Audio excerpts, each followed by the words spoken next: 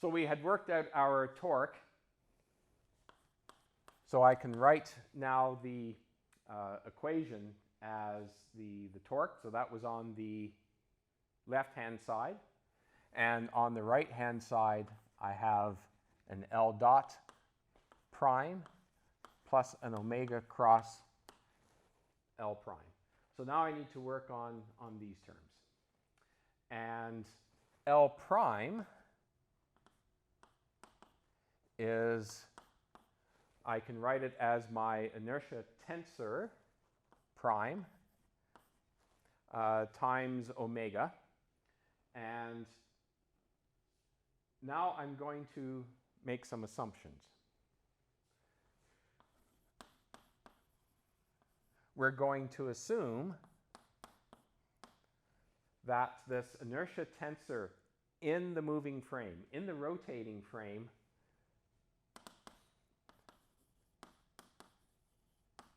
is a constant, because we don't want this quantity to change. And when I say a constant, what I really mean is that term by term in the matrix itself. So I don't want these matrix elements to change.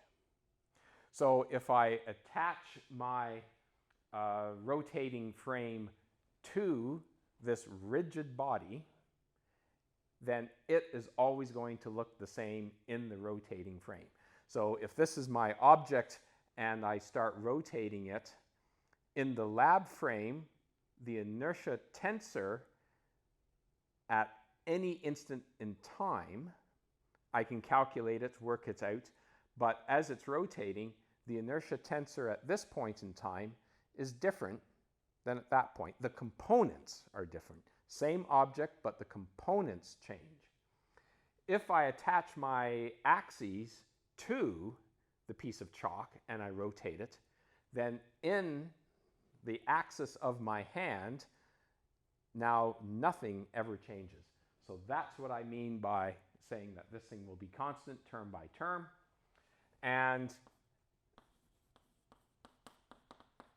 in nearly all cases, since we have the freedom to choose, we're going to orient ourselves with the principal axes. And there's a tremendous advantage of that because the inertia tensor in the principal axis frame is a diagonal.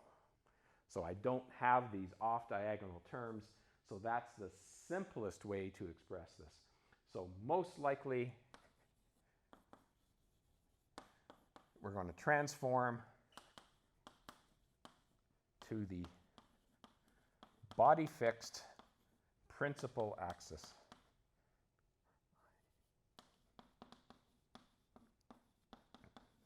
Or principal axes. So this truly becomes a constant and an easy one to work out. So under that assumption, this L dot prime, so the angular momentum, the rate of change of the angular momentum in the body fixed frame is now I prime and omega dot. So remember, this is the angular velocity of the rotating frame. It's not the angular velocity of an object measured in the frame because the frame itself is rotating. It's the angular velocity of the frame, just expressed in terms of the basis vectors in the rotating frame. So that simplifies the first term, and then I need to evaluate this term that is omega cross L prime. So this is the last term to work out.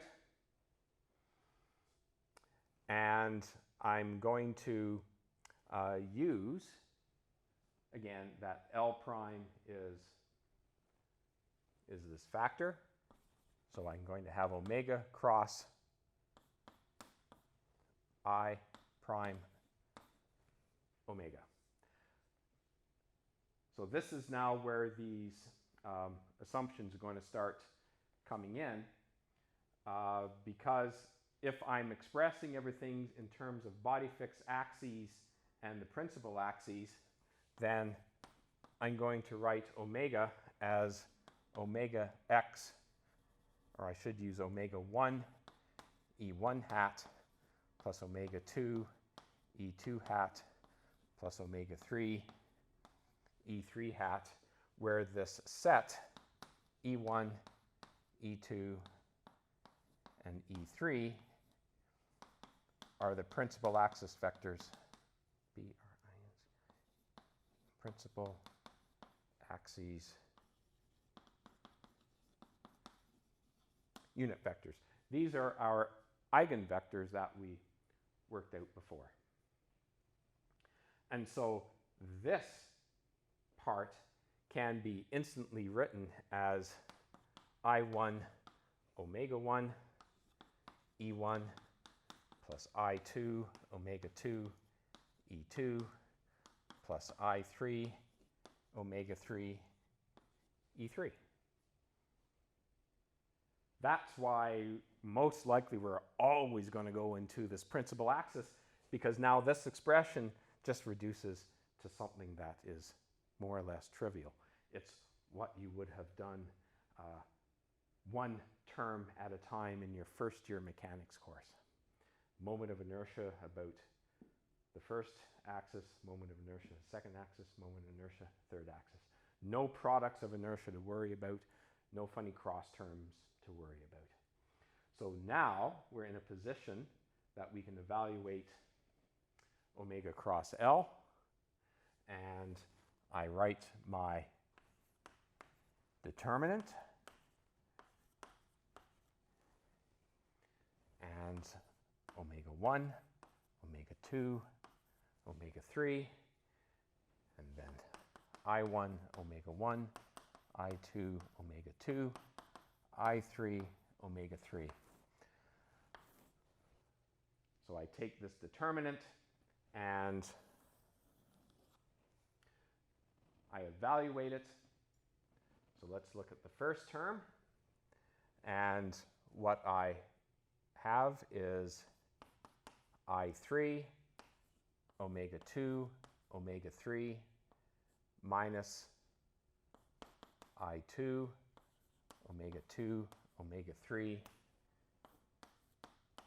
E1 plus, now I look at the second term, and it's an I1 omega 1 omega 3 minus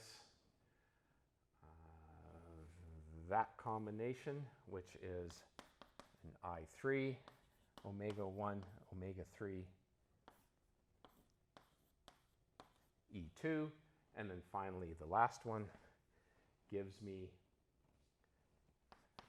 I3 omega 2 omega 3 minus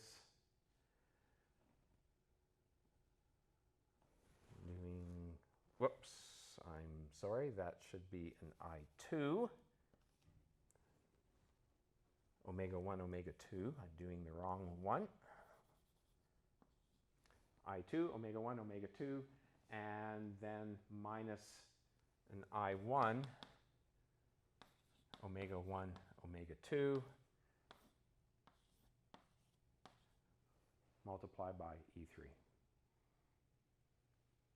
So then we'll bring everything together to see what our new equations are going to be.